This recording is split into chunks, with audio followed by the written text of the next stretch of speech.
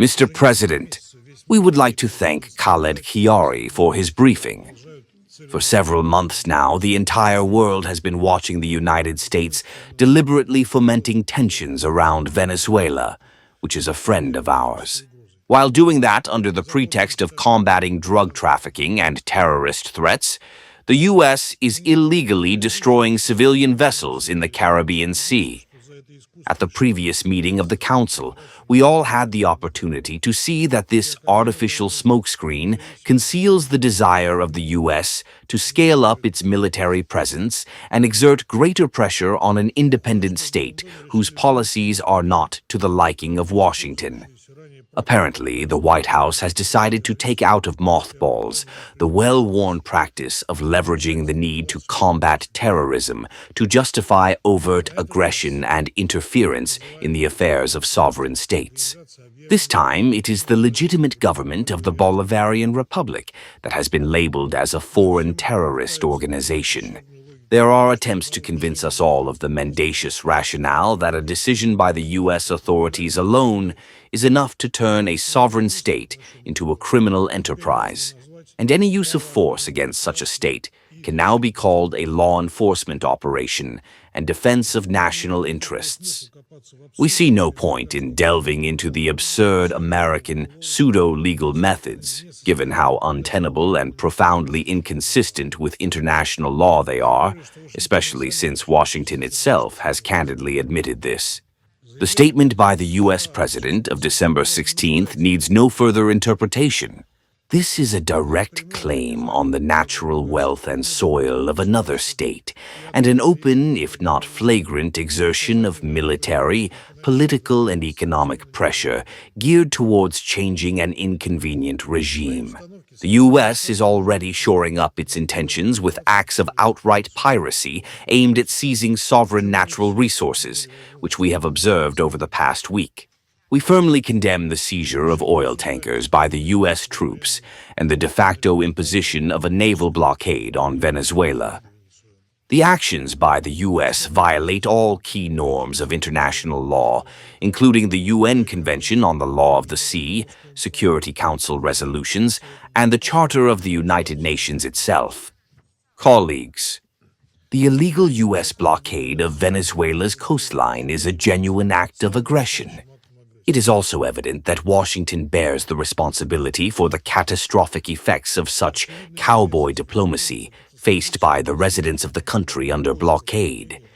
Unfortunately, there is every reason to believe that these are not one-off acts by the U.S. vis-à-vis Venezuela.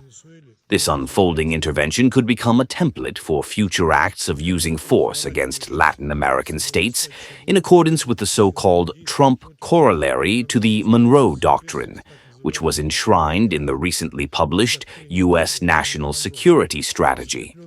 This is an unambiguous message to all countries of the region that are seeking to pursue a sovereign policy and are willing to independently shape their economic, political, and cultural systems. Washington is ready to respect your independence and take your interests into account only until you accommodate the interests of the United States and conduct a policy that benefits them. As soon as you are tempted to do something for the benefit of your people, you will be treated the same way as Venezuela is being treated now. So don't ask for whom the bell tolls. The bell tolls for you. We reaffirm our solidarity with the Venezuelan people as they face the challenges that have befallen them. We support the policy taken by the government of Nicolás Maduro, geared towards protecting the national interests and sovereignty of their homeland. We stand convinced that all those for whom international law is not a mere buzzword are duty-bound to stand with Venezuela. We note that Caracas has consistently demonstrated its readiness to engage in dialogue and cooperation with Washington. It has also shown readiness to jointly and effectively combat both drug trafficking and real, rather than imagined, terrorism. By all accounts, all countries in the region advocate for peaceful means of resolving differences and stand for multilateral cooperation in these areas. However, Washington turns a blind eye to all this, obstinately embracing its destructive policy, which is fraught with grave repercussions for the region and the world as a whole. We regret that the new U.S. administration, which has been sober and pragmatic vis-à-vis other crisis situations, remains hostage to approaches that it itself actively criticizes when it comes to Venezuela. We trust that common sense will indeed prevail and that Washington will be able to stop at the right time and prevent a fatal error that would inevitably undermine long-term U.S. national interests.